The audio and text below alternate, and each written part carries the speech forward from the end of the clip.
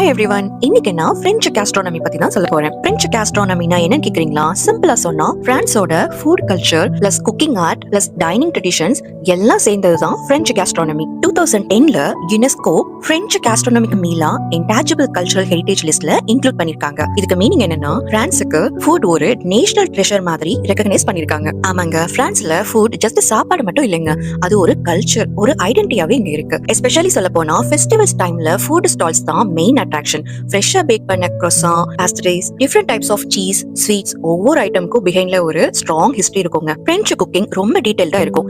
Ingredients குவாலிட்டிக்கு ரொம்ப importance கொடுப்பாங்க பிரெஞ்சு மக்கள். ப்ரிப்பரேஷன் மெத்தட்ஸும் ஸ்ட்ரிக்ட்டா ஃபாலோ பண்ணுவாங்க. அதனால தான் பிரெஞ்சு கேஸ்ட்ரோனமி யுனெஸ்கோ ஹெரிடேஜ் லிஸ்ட்ல இன்க்ளூட் பண்ணிருக்காங்க. இது சிம்பிள் அச்சீவ்மெண்ட் இல்லைங்க, ஃபுட் அவங்க நேஷனல் ட்ரெஷர்னு ரெகக்னைஸ் பண்ணிருக்காங்க. பிரான்ஸ்ல 1000க்கு மேல சீஸ் வெரைட்டிஸ் இருக்குங்க. அண்ட் வைன் கல்ச்சர் கூட ரொம்ப ரொம்ப ஃபேமஸ். நீங்க எப்போ பிரெஞ்சு ஃபுட் ட்ரை பண்ணிருக்கீங்க, சாப்பிட்டு பார்த்திருக்கீங்க? கமெண்ட்ல சொல்லுங்க.